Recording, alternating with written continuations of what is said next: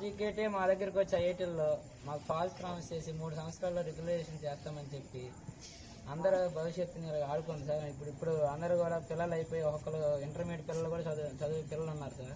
ఇప్పుడు బయటికి వెళ్ళే పరిస్థితి కూడా వాళ్ళకు కూడా లేదు సార్. వాళ్ళ శ్రమ అంతా దోపిడీ అయిపోయింది. ఇప్పుడు వెళ్ళి మళ్ళీ ఓపెన్ కాంపిటీషన్లో కాంపిటేట్ అయ్యి కాదు సార్, యూనివర్సిటీ మాకు అన్ని రకాలుగా ప్రామిస్ చేసి ఆ చేసిన ప్రామిస్ని మేము నిలబెట్టుకోమంటున్నాం సార్. మేము గొంతమ్మ కోరికలు కానీ ఇంకొక కోరికలు కానీ కోరుకునేది లేదు సార్. మీ మీద నమ్మకంతో మేమైతే ప్రస్తుతానికి అయితే మాత్రం ఈ ఏదైనా అధ్యక్షులు మాత్రం విరమిస్తున్నాం సార్. రిక్వెస్ట్ చేసేది ఏంటంటే, నాకు మొన్నటి నుంచే దీని గురించి సమాచారం తెలిసింది. వెంటనే మధుమూర్తి గారితో మాట్లాడాను, తర్వాత లోకేష్ గారితో మాట్లాడాను. ఏ విధంగా లోకేష్ గారు ఆఫీస్ స్పందించింది కూడా మీరు చూశారు. మీరు ఒకసారి చూసినట్లయితే తెలుగుదేశం ప్రభుత్వం అధికారంలో ఉన్నప్పుడు మీకు ఒకసారి 2 సార్లు మీకు శాలరీ రివిజన్ అంటే జరిగింది. గత 5 సంవత్సరాల్లో ఒక్కసారి కూడా జరగకపోవడం చాలా బాధాకరం. ఇప్పుడు కూడా ఏంటంటే ఇద్దరు మినిస్టర్ గారు కానీ ఛాన్సలర్ కానీ ఇద్దరు కూడా సానుభూతితోనే ఉన్నారు. ఈ డిమాండ్ కూడా అన్యాయమైందనో లేకపోతే అసంబద్ధమైందనే అభిప్రాయాలు వారు లేరు. అంటే కొన్ని సాంకేతిక కారణాల మూలంగా కొంచెం ఆలస్యం అవుతుంది.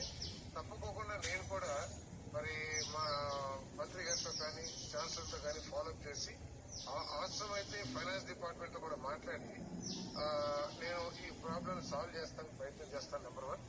నెంబర్ 2, మన వైస్ ఛాన్సలర్ గారితో మాట్లాడి మన ఇంటర్నల్ అంటే ఆర్జీకేయూటీ ఇంటర్నల్ ఫండ్స్ నుంచి కూడా ఇస్తానికి ఏమైనా అవకాశం ఉంటే అట్లీస్ట్ ఇంటర్మీడియట్ రిలీఫ్ కింద ఇస్తానికి ఏమైనా అవకాశం ఉంటే దాన్ని కూడా పరిశీలించమని చెప్పేసి నేను గట్టిగా రిక్వెస్ట్ చేస్తాను మీ అందరి తరఫున. దయచేసి ప్రభుత్వం సానుకూలంగా ఉంది కాబట్టి మీరు దీక్షను విరమించండి. తప్పకుండా we're with you. Okay sir, మీ మీద నమ్మకంతో మేము దీక్షను మాత్రం విరమిస్తున్నాము సార్. మాకు యూనివర్సిటీ అధికారులు కూడా తెలియజేసింది ఏంటంటే ఇంటర్నల్ ఫండ్స్ తో మా శాలరీని పే చేయడానికి, ఇంక్రీజ్ చేసిన శాలరీ పే చేయడానికి ఎటువంటి ఇబ్బంది లేదని మాకు తెలియజేశారు సార్.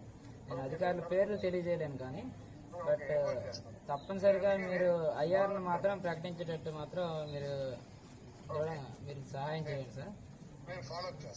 మీతో మేము ఎప్పుడు ఫాలోఅప్ లో ఉంటాం సార్. మీతో మాట్లాడి ఈ సమస్యను పరిష్కరించుకున్నట్టు మేము కూడా ట్రై చేస్తాం సార్. మీకు సహాయం చేయాలని కోరుకుంటూ మీ మీద ఉన్న నమ్మకంతో మేము ఈ ధర్మ పోరాటాన్ని విరమిస్తున్నాం sir. Thank you sir, thank you so much.